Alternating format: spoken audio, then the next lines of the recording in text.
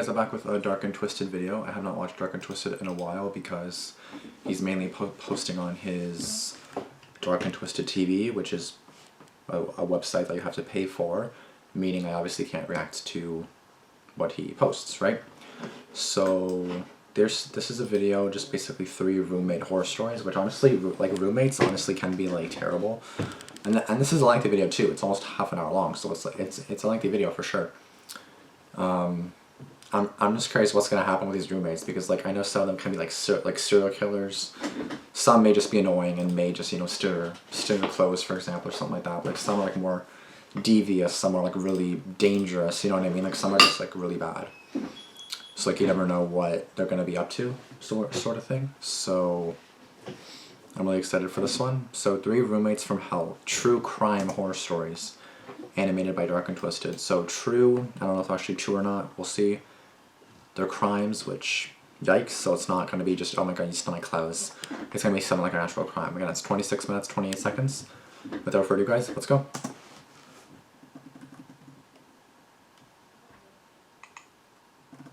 One second, let me try that again. That was very, very delayed. Let's go. There we go, that's better.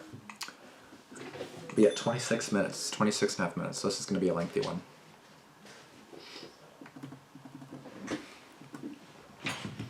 Dark and twisted true story. I'm doing a YouTube video.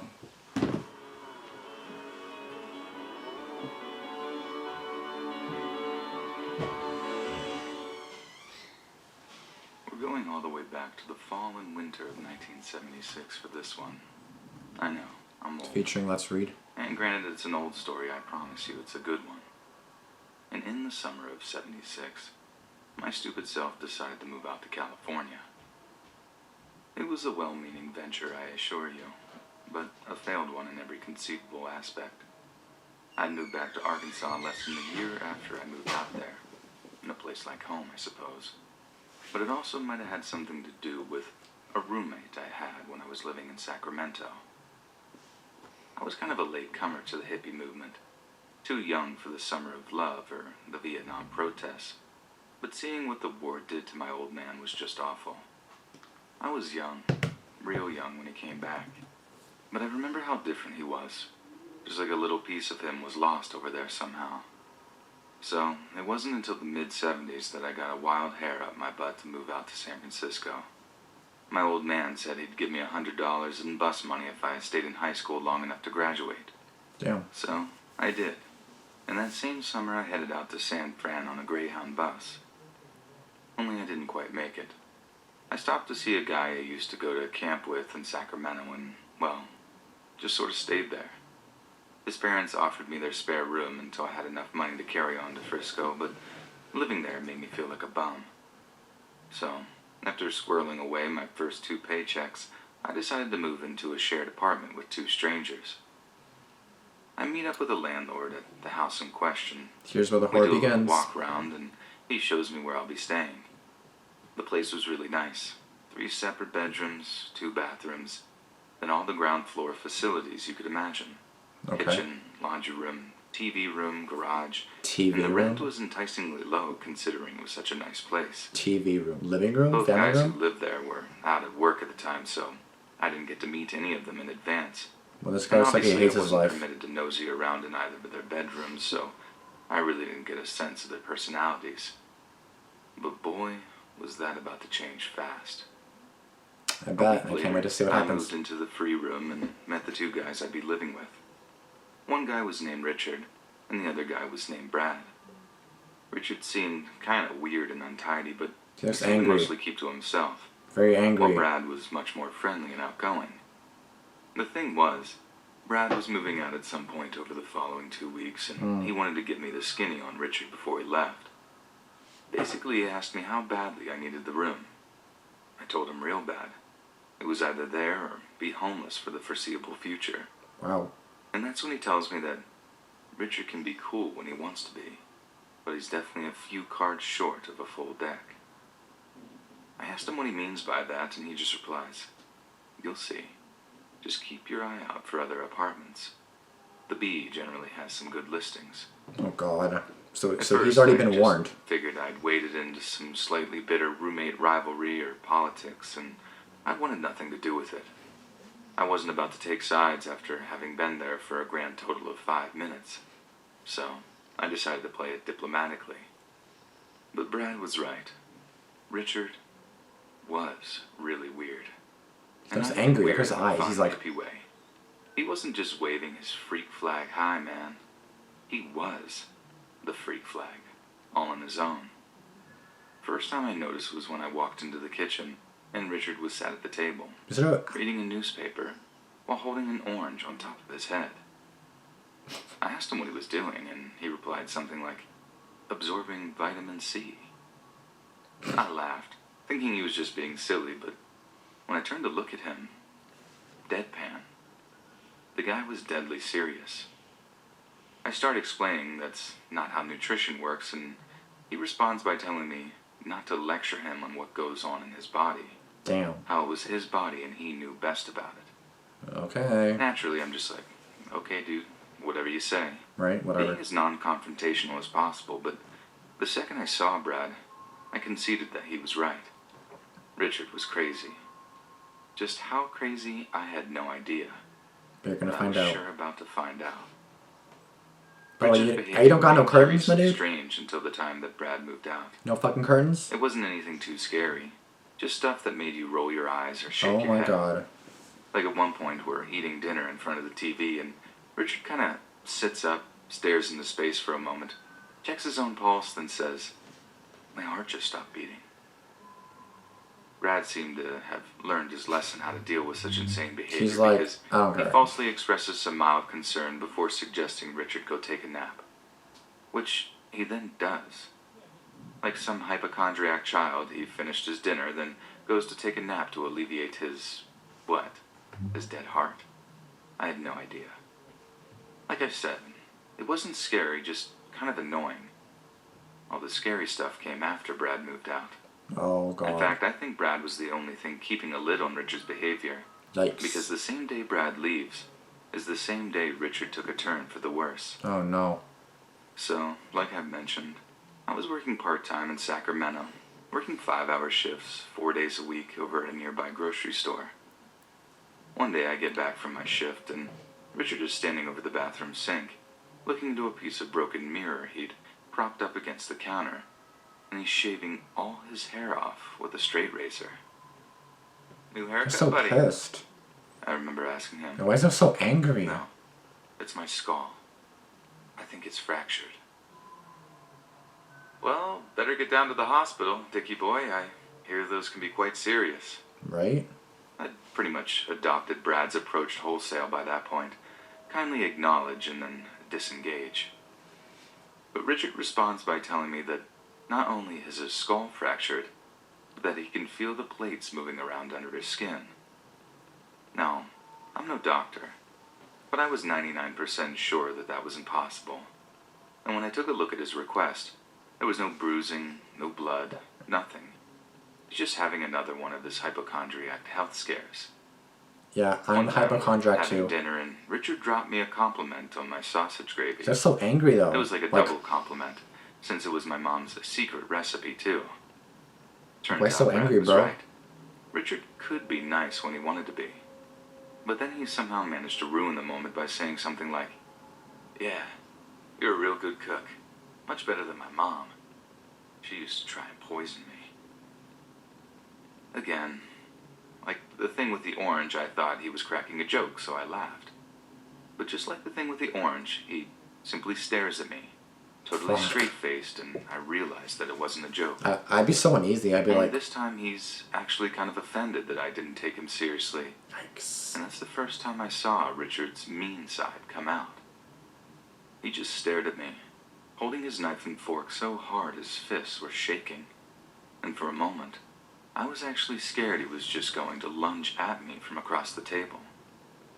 Instead, he picks up his plate, clears it, then marches off up to his room. A few hours later, he apologized for Yeah, being now that's so rude. normal. I forgave him, and thus the cycle began anew. He'd act perfectly normal, then some weird outbursts would have me reconsidering Brad's suggestion on keeping an eye out for a new apartment. But until I could get more hours at the Safeway, that just wasn't an option for me. If you remember, I moved into the apartment during the fall, and Richard's behavior had been, at worst, amusingly bizarre for the majority of my stay. But the closer and closer we got to Christmas, the more he seemed to be slipping further and further into some downward spiral. Even And worse? it had turned out to be one he'd never fully recover from. And it was definitely one that was made entirely worse by our use of recreational drugs. Like I said, late blooming hippie here, so when Richard suggested we get our hands on some pot and LSD, I just thought, groovy, you know? I didn't stop to consider that No, it he might was be high. a terrible idea given his psychological issues. I actually kind of thought drugs might help him, but good lord did that turn out to be total naivety. Oh, God. Like I said, I thought a trip or two might help Richard out, give him a little perspective, but using drugs just sparked some sort of fire in him.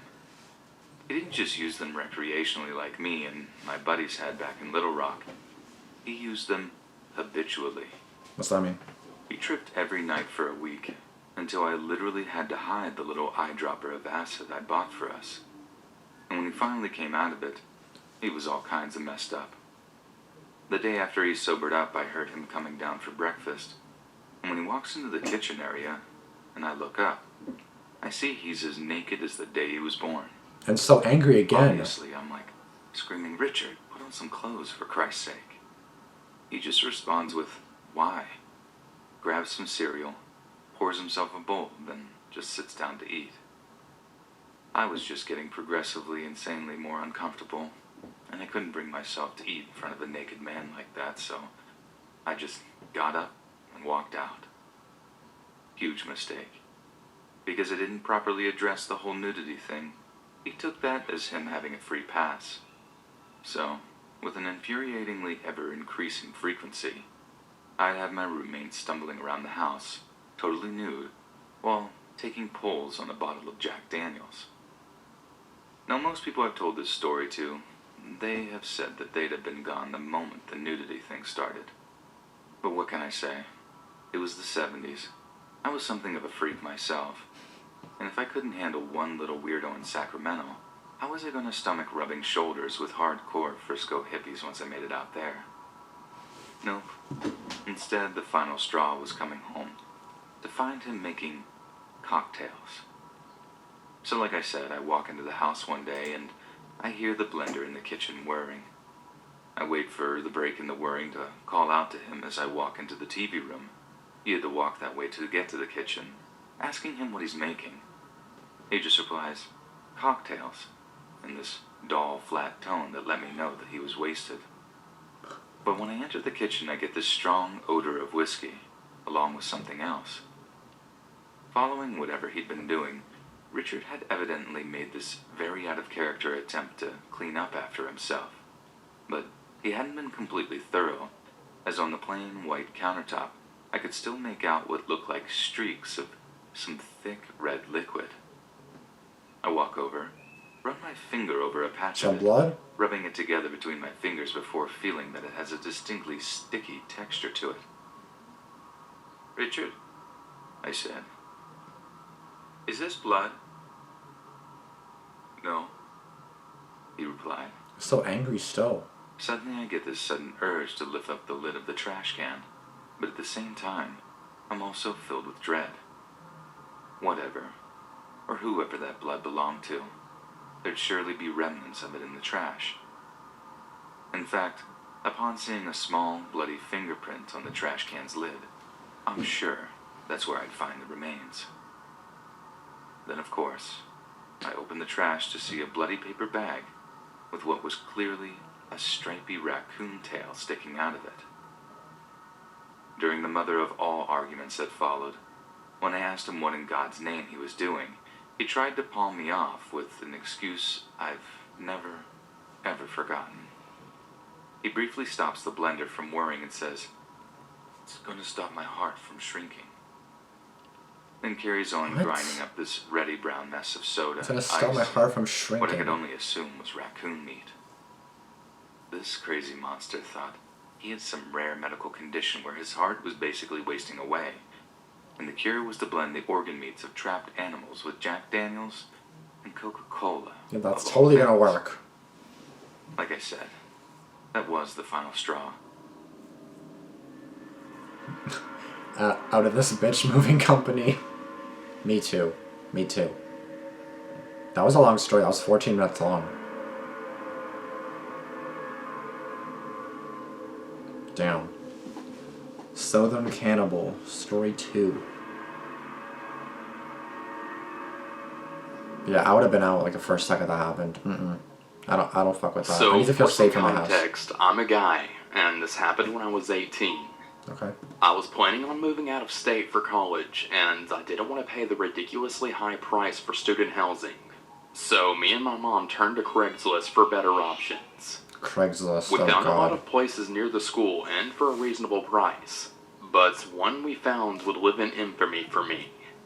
We found a place for $500 per month in an area near the school, so we instantly took it. On the day before my school's orientation, me and my parents drove down to the school and rented a hotel room for 2 nights. On the way down, I was texting the guy about the room, to which he gave a description as well as the address to where I would be going. I'd like to note that I was the one that was filtering through the options while my mom sent links for any new openings. Who's driving? After texting back and forth, he asked for me to send a pic of myself, right after he sent a pic of himself. Why is he so angry? I sent him one, but by examining his pic, I began to feel a bit uneasy about it. Like, why is he Especially angry? after he failed to respond to any of my texts after the pic was sent. Even the one where I asked him what would be a good time for me to check the place out.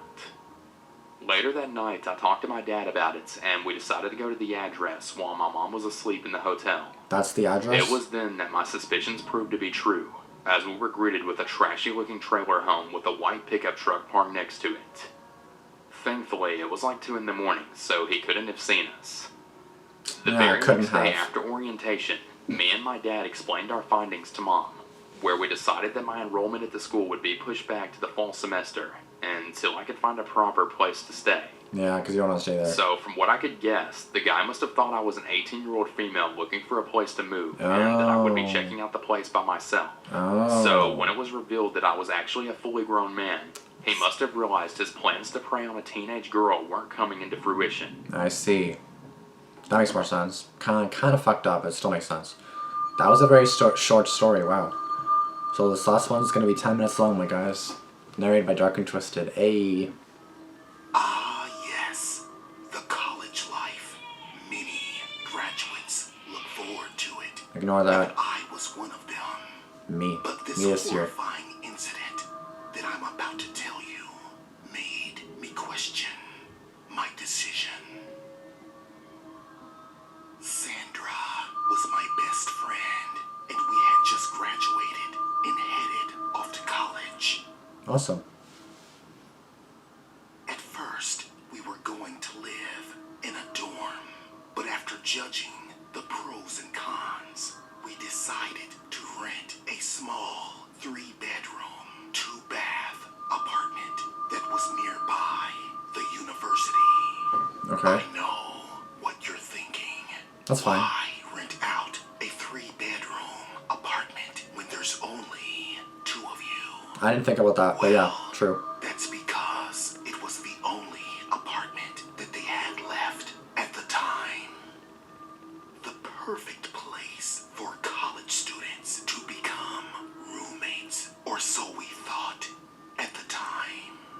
Oh god.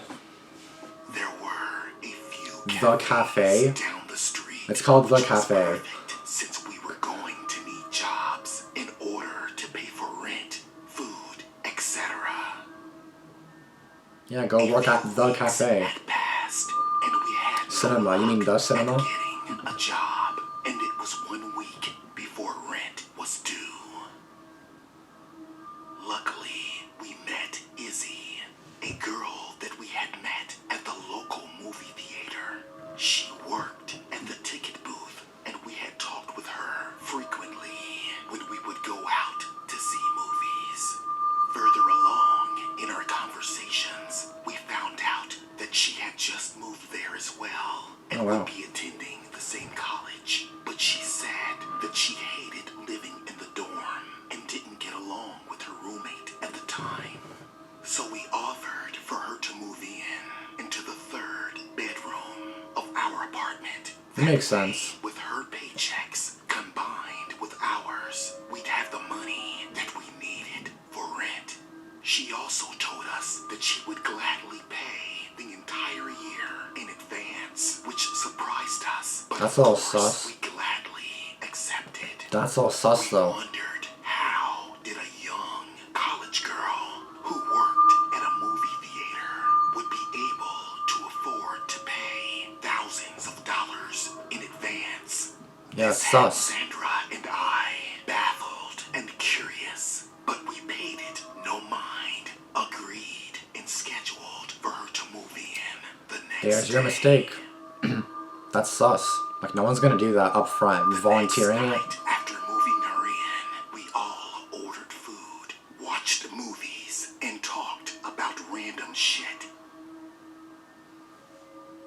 An hour later, when I had stepped out on the front porch to check the mail, I saw a car sitting out front, and there was someone sitting in the driver's seat with the motor still running. Due to the thick fog, it was hard to tell Of course it's if it was foggy. a man or a woman. Of course it's But foggy. I could tell that whoever it was watching us. In order to get a closer look, I pretended as if I was just getting something out of my trunk, and that's when I noticed that it was a man. He looked to be in his mid-20s, bald head, goatee, and sporting sunglasses, which was the first sign that this guy was up to something. Yeah. I mean, who wears sunglasses while out at 11 o'clock at night? Who just sits outside watching somebody's house? Was up. Yeah. I briskly walked back inside and told the Why does she have a girls name tag that saying Izzy on it? something That's so weird. Why is she was throwing on her? outside of our Take off your work apartment. uniform. But Sandra said that I was probably just being paranoid due to the horror movie that we were watching. So we discussed it no more, then went to bed. There's another mistake. The next night, around the same time, while I was studying, I peeped through the curtains that hung over my bedroom He's there window again. and noticed the same man sitting in his car just watching the apartment as he did the previous night. That's fucking I terrifying. told the girls once again, but when they ran toward the window to see what I was talking about, he was gone. Yikes. They started to think that maybe I was a little too stressed out due to my classes, and we needed to go out for drinks just to relax and unwind. I was Well, better check a out for a little name tag. stressed and had been studying too hard, and I did need to go out and have some fun. So I agreed with them. Make and sure you're we not followed. left for the pub. Make sure you're not followed. Later that night, as we arrived back at our apartment, we noticed the front door was slightly opened. The guy went inside. Either one of us left the door unlocked. No, the guy and opened it. or it was a burglar that had broken in. It's a burglar. I Guaranteed. was the last one to leave that night, since Izzy and Sandra were in the car waiting for me, and I know good and well that I had double-checked the lock. So as we entered cautiously and searched the apartment, there was no sign that anyone had been in there, and there was nothing valuable missing. So we called it a night and went to bed. You just ignore the fact. I tossed. Oh, they're probably still in your fucking house, my for dude. about an hour, but then soon dozed off to sleep. Bro, he's probably under your bed. Then, all of a sudden, I heard a loud scream. It was coming from Izzy's room. Seconds later, as Sandra and I barged into the room to see what was the matter, Izzy Oh, had a shit. gun pressed firmly to her head, and the guy told you he's in the fucking watching house. us. I told you he's in the I fucking house. asked, who the fuck was he? As Izzy's eyes flooded with tears and her body was trembling uncontrollably. Who is that? She obviously knows He's him. my boyfriend, she said, which confused Sandra and I because she never mentioned anything about Before. a boyfriend. She said that they had broken up before she moved away to college. But tell them why I am here, he said, pressing the gun Is there a plot twist here? into her temple. She then revealed that she had made one of the biggest mistakes. She then revealed that he was one of the biggest drug dealers in their town. Of course he And was. before she left for college, she made the biggest mistake by stealing 70 grand from him in What? order to pay for her tuition. What an and idiot. living expenses. What a fucking idiot. Sandra and I had both realized that's how she was able to pay the rent up front for Yup. a year. Yep. I begged the man not to kill her, but he said that all he wanted was his money. But if he didn't get it, he was going to blow her fucking brains out Yep. all over us. Yep. Izzy told him that she had already spent the money No. by paying rent up front for the year. Well, then you're dead. Upsetting the man even further. Well, then you're dead. Oh hell to the niggity gnaw, he said. Since you ain't got my money, then you're dead meat, he said, as he slowly began to squeeze the trigger. I immediately yelled out that I could get him the money, even though I was unsure if I actually could. So I called up my father and begged him to wire the man the money. $70,000? Little did he know that my father was a cop, and within minutes, the place was surrounded Oh, by shit. the police. That was 10 years ago, and I am far beyond my college days. But that was something that I will never, ever forget. Holy shit. Holy shit. Honestly, that's really smart of him, basically saying that. Yeah, but like that, yeah, because I wouldn't even think like call the police, because like that would make sense, to be honest. But I legit thought that he was just gonna call his dad.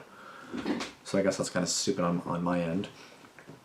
I just finished college, like I'm gonna graduate in like 2 months, and I always lived at home. Like I never moved out at all, so like I always lived at home. So I never had to worry about any kind of like roommates or dorms or anything like that. I just stayed at home, and I just normally commuted, not even that long, 20-30 minutes, like bus ride, not including waiting for the bus, but like 20-30 minute bus ride. Not bad at all. So it's just basically, it's a few kilometers away, that's about it. It's not bad at all.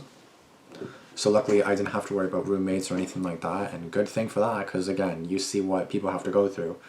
Honestly, again, props to him for basically joking, basically saying that, you know, he's gonna call somebody trying to get the money, and instead of call the cops or his dad. And honestly though, when the sirens came, he could have easily killed all three of them and dipped. So although you called the police and all that, and although like he probably would have gotten caught, at the same time he still could have run away. He still could have killed them all, and obviously he didn't care. But honestly, how stupid you have to be. You break up with your drug dealer boyfriend, and not only that, not only is he a drug dealer, you steal $70,000 from him. Like, just the fact that he's a drug dealer, I'd be terrified breaking up with someone like that. That's why I don't date him to begin with. But on top of that, you're gonna freaking steal $70,000 from him. I don't understand your freaking mentality. Like, why the hell would you do that and think nothing's gonna happen of that? And why the hell wouldn't she tell the two roommates, because they're just thinking it's some crazy stalker. And then obviously he broke into the house because again he was watching, and then knew that they were gonna, or knew at some point that they were gonna leave. He was obviously waiting for them to leave one night, and then just left. And then they leave, and then he would sneak in the house, leave the door open. But why the hell would he leave the door open? He should have literally closed the door, locked it to make it seem like no one was there. Because like, what if they called the police and then they found him hiding in there? Or what if the three roommates found him hiding in there? You know what I mean? Plus, how did he know which room was Izzy's? Well, I guess he was stuck in their house, but at the same time, it's like you wouldn't see inside the house. You wouldn't see the separate rooms. But fuck, that's crazy. Yeah, I'm never gonna have roommates, especially after this video. I'm never gonna have roommates. Thank you. I'll pass on that. I'll gladly pass on that offer. I don't even know what else to say on my dudes. The first story, I definitely would have been gone within, because like I don't want to be living in a dorm and like every time I'm feeling uneasy. Like I come inside from work, the last thing I want to do is be scared for my life that someone's gonna murder me or something. You know, like, you know what I mean? I don't want to live in fear. It's one thing living at home and then like, you know, maybe having like a little bit of a fear that someone may break in, someone random, but at the same time it's like you're living with someone that you're kind of scared of. It's just not gonna equal good for you. You know what I mean? Because it's like you're really terrified of this person. They're being sketchy, like they're not being regular, you know what I mean? And then they're doing all that, then I would not. Like the first time, seeing an orange on his head, I'm just getting my vitamin C. Like I would assume it's a joke, but then he's all serious, and then he was so angry all the time. Like if I see that face when I come in, I'm not fucking with that shit. And then he's naked all the time. It's like, that makes me uncomfortable. Can you not be naked? No, I'm gonna stay naked. Okay, well I guess he's at home, but like again, you don't live with family. You don't live with your girlfriend or boyfriend that you could just be naked. You know what I mean? Like that's not cool. Have consideration for others. Obviously he didn't. Anyways, yeah, well that was a lovely 3 stories. Again, definitely makes me glad that I didn't have to have roommates. If any of you guys have roommates, I feel bad for you, but hopefully majority of roommates are not like this. Hopefully majority of them are normal. And again, let this be a lesson to you that if someone randomly offers, oh yeah, I'll pay the whole year's rent right now. Bitch, you're in college, you barely have any money, and you're gonna offer, and not even just like you're just gonna offer straight up, I'll pay rent for the first year all by myself. That's a little sus. You know what? No, that's hella sus if you ask me. So that's sus. Like, it's a nice offer, but it's like, how the fuck? No. Like, there's obviously something sus going on if you're offering to pay for that. So let me think about that. Okay, cool, sounds cool, but no, you probably stole the money, which she did, so no thank you. Anyways, yeah, let that be a lesson to you. Hopefully you guys learned a lesson. Hopefully you guys avoid these situations at all costs if you can. But yeah, I hope you liked this reaction video. Be sure to like, comment, and subscribe. Turn on post notifications, and I think this was a suggestion, so if it was, then please let me know what other suggestions you might have. And I'll see you guys in the next one. Thanks for watching. Deuces. Peace.